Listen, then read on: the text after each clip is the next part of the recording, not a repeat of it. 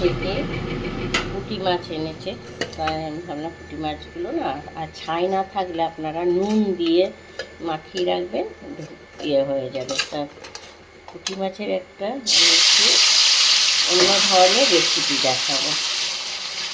এটা হয়তো সবাই খায়, তাও এই যে পেঁয়াজকালি, আলু, টমেটো, কালো জিরে, কাঁচা লঙ্কা, কাশ্মীর লঙ্কার গুঁড়ো, আর ধনে পাতা, তার সঙ্গে হলুদ আর নুন। আমি মাছটাকে না উল্টে দেবো। আর মাছটা এইসব পুঁটি মাছগুলো যখন একটু সামান্য আটা মাখিয়ে নেবেন, তাহলে লাগবে না, নাহলে মাছগুলো লেগে যায়।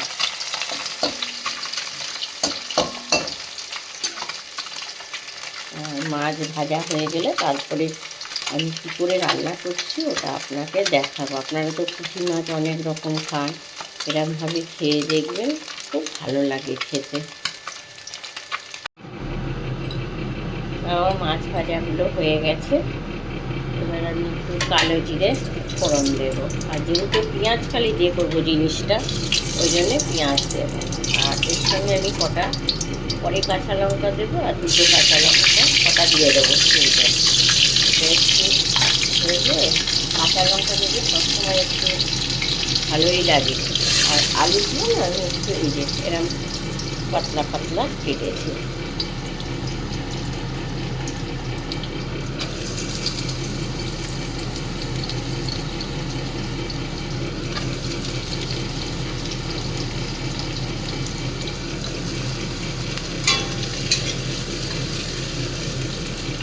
আলুগুলো একটু নাড়বো, আলু একসঙ্গে দিয়ে দেবো, কেন পেঁয়াজ কলিগুলো একটু বলতে টাইম লাগে।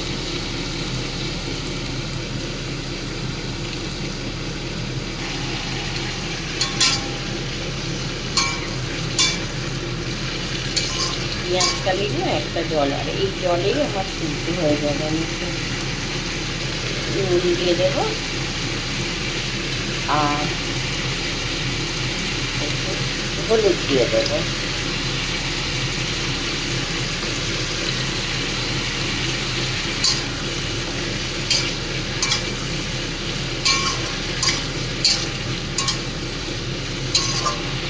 আমি এবার চাপা দিয়ে দেবো। চাপা দেওয়ার পর আমি একটু গ্যাসটা একটু সামান্য আগে মিডিয়ামে রেখে দেবো। এটা আমি খুলে অল্প সামান্য একটু জিরে গুঁড়ো দেবো, এটা না দিলেও হয়। আর এটা আমি কাশ্মীর লঙ্কার গুঁড়ো দিয়ে দেবো।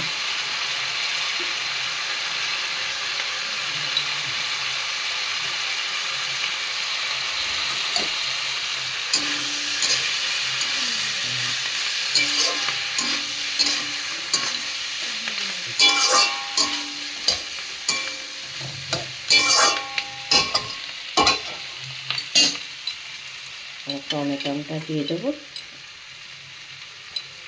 এটা একটু ভাজা রাখবো, আর সামান্য একটু জল দিয়ে দেবো।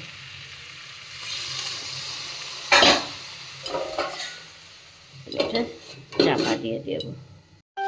এই যে চাপাটা আমি এবার খুলবো, খুলে দেবো। আলু গলে গেছে, পেঁয়াজ কালিটাও গলে গেছে, এর মধ্যে আমি মাছটা দিয়ে দেবো। কিছুটা ধনে পাতা,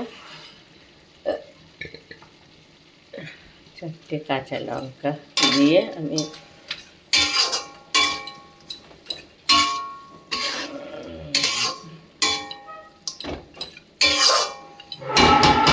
একটু মাছটার মধ্যে আমি একটু দিচ্ছি জলটা কম, তা আমি একটু সামান্য উষ্ণ গরম জল দেব।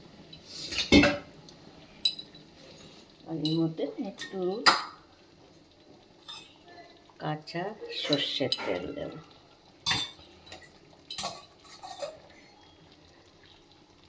এটা আপনারা গরম ভাতে খেয়ে দেখবেন, খুব ভালো লাগবে। যদি ভালো লাগে আমার রান্নাটা, তাহলে লাইক কমেন্ট শেয়ার করে, আর একটু লাস্টে আমি ধনেপাতা দিয়ে নামিয়ে দেবো।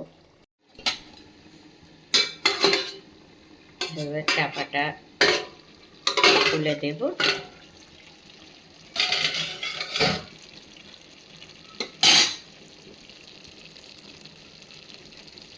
আর একটু ধনে পাতা দিয়ে, তো দিয়ে আমার রান্না শেষ হয়ে গেল।